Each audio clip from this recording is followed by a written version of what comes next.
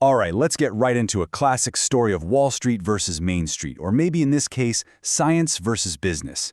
We're talking about Genzyme, a company with a life-saving mission and the powerful activist investor who came knocking, demanding results. This whole thing really makes you ask, what is a company even for? So, meet our central character, Andrei Termir. It's April 2009. He's walking on a beach, but trust me, this is no vacation. He's the CEO of Genzyme, a biotech giant he literally built from the ground up over 2 decades. And right now, he is facing the fight of his life. I mean, just think about that for a second. Imagine pouring your entire life, all your passion, into building something, only to have someone show up and say you're doing it all wrong, that your creation is being threatened. What do you do? That's exactly the question that was running through Andrei Termir's mind. And here's the reason why. A new player just stepped onto the field. His name is Ralph Whitworth, from a firm called Relational Investors. Now, they bought a 2.6% stake in Genzyme. That might not sound like a huge number, but for an activist investor, oh, that's more than enough to get a seat at the table and start making some serious noise. Okay, so to really get this conflict, we first have to understand what Genzyme was all about. What was this mission that was suddenly under the microscope? Genzyme's entire reason for being was tackling what are called orphan diseases. These are really rare, often tragic conditions that affect so few people that, frankly, the big pharma companies just don't see any profit in trying to cure them. Genzyme was different. They went where nobody else would. And they built this incredible patient-first culture around that mission. They created Genzyme, a truly life-changing drug for something called Gaucher's disease. Yeah, it was expensive, but it worked miracles. They even gave it away for free in poorer countries. And this is the most important part. They didn't pay out dividends to shareholders. Nope. They took all their profits and plowed them right back into research for the next cure.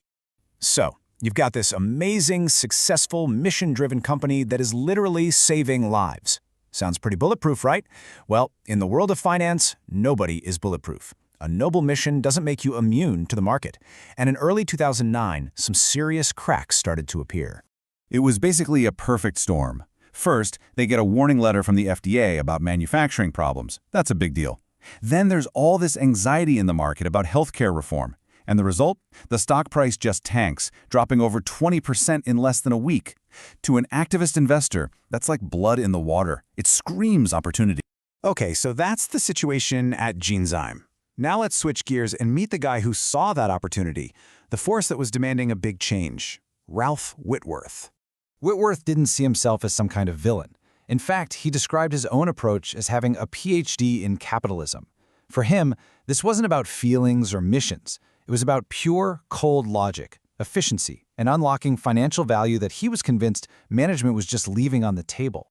So what does an activist investor actually do? Well, they find a company they think is underperforming, buy up a chunk of it, and then use that ownership stake to push for changes. They might want to change the strategy, the board, or even the CEO, but the goal is always the same: make that stock price go up and deliver a fat return for shareholders, like themselves. And Genzyme wasn't their first rodeo, not by a long shot. Just look at this list. Relational had a history of taking on absolute giants. I'm talking about companies like Home Depot and Baxter and forcing massive changes. They got CEOs fired, they replaced board members. These guys knew how to play the game, and they knew how to win. So, you see what's happening here? On one side, you have Genzyme, a company that measures success in scientific breakthroughs and patient lives. On the other, you have relational investors who measure success in shareholder returns and stock prices. This isn't just a business dispute. This is a head-on collision between two totally different worldviews.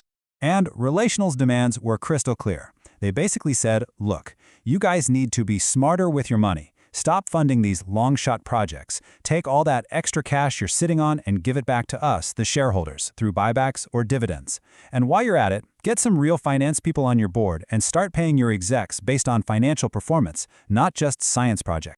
And here was their killer argument. Relational's number crunchers were convinced Genzyme's real value was around $93 a share. But at the time, the stock was trading at $56. They were essentially walking in and telling Andrei Termir, your company is worth almost double what the market thinks, and you are leaving billions of dollars on the table. And they said, we have the receipts to prove it. They put together this projection showing that Genzyme's free cash flow, the actual cash left over after running the business, was about to go through the roof. To Relational, this wasn't just research money. This was a giant treasure chest that was being hoarded instead of being shared with the company's rightful owners, the shareholders. At the end of the day, it all boiled down to this one fundamental disagreement. Termere saw a pile of cash and thought, this is the fuel for the next generation of life-saving drugs. Whitworth saw that exact same pile of cash and thought, this is inefficient capital that needs to be returned to investors right now. Two completely different philosophies. So, you can just imagine the position this put Henry Termere in. He felt like he was the guardian of the company's soul, of its mission. But he was also legally responsible to his shareholders. He was at a massive crossroads, with some really, really tough choices to make. As he saw it, he had three possible paths. Option 1, he could go to war, fight Whitworth in the press, try to win over the other shareholders. Option 2, he could just give in, welcome Whitworth onto the board, embrace his ideas, and fundamentally change what Genzyme was all about. Or, Option 3, he could try to thread the needle, manage the situation, give Whitworth a few things he wants, but try to protect the core mission he'd spent his whole life building. And that leaves us with the big question, one that goes way beyond just this one company. When a company's mission and the demand for profit collide head-on, which way is a leader supposed to turn? Mission or profit? What would you do?